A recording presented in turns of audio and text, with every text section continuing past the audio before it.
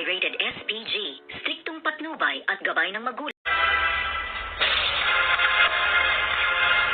Good morning and welcome sa aking munting channel. At dito nga ay walang kaalam-alam itong si Agustos na itong ang si Primo at ang kanyang mga kasama ay buhay pa pala at nakatakas nga bago pasabugin ang kanilang sinakyan ay nabuksan na nga ang sasakyan at napalabas na nga sila ng isang pulis at nakuha ang susi kung kaya't natanggal ang kanilang mga posas at bago nga pasabugin ay tumalon na sila sa tulay kung kaya't buhay na buhay sila ngayon. At dito naman ay nabaril na nga itong ni Agustos, itong ang si Amanda na ngayon ay dinala niya nga sa hospital na ngayon ay nasa bingit ng kamatayan. At ito namang si Warden ay makikipagkita ngayon kay Olga na kung saan nga ay nais makita nitong si Olga ang ebidensya na tunay ngang pinahihirapan nila itong ang si Tanggol at naghihirap at nagdurusa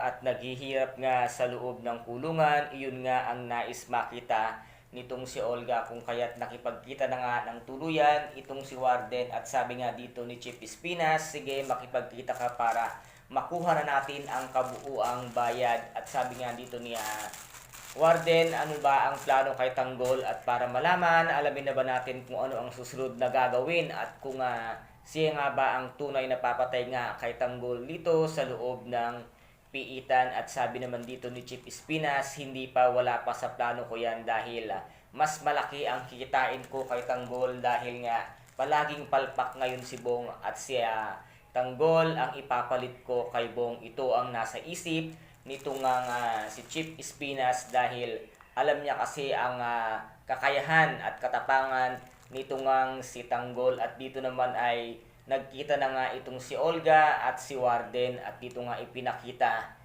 nitong si Warden ang ebidensya na kung saan nga ay pinahihirapan nga itong si Tanggol. At sabi nga dito, ito na ba ang pahirap na sinasabi nyo na para lang nyo namang kinikiliti itong si Tanggol. At sabi nga dito ni Warden, halos sumigaw na nga sa sobrang paghihirap, hindi pa rin po ba nahihirapan yan. At dito naman ay nakita nga nitong si Noy si Olga na kung saan nga pumasok na restaurant at sinundan nga ni Noy at nilapitan niya nga ito at tinawag niyang Beng. At dito naman ay nagpatay mali siya itong si Olga para hindi nga malaman na si Olga at si Beng ay iisa pala. At nagulat naman dito itong si Warden dahil nga sa pagpasok ni Noy at agad-agad namang dinampot ng mga tauhan nitong si Olga, si Noy at inilabas nga ng restaurant at sigaw ng sigaw nga dito si Noy ng Beng dito kung kaya't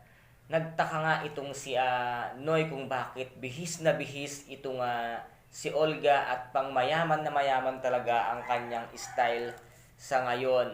At dito naman ay tuluyang na nag-iisip itong si Tanggol dahil nga sa kanyang pag-ibig at pagmamahal nga kay Mokang ay hindi maalis-alis sa kanyang puso't isipan kung paano niya minahal at kung ano na ang buhay ngayon nitong si Mokang dahil nga sinabi nga ni Mokang na hiwalay na sila at magpapakasal na nga itong si Mokang. Kaya't sabi niya nga sa kanyang sarili, once na makalabas siya ng bilibid or buhay pa siya ay magkikita at hahanapin niya talaga itong si Mokang para nga patuloy nilang ang kanilang pagmamahal.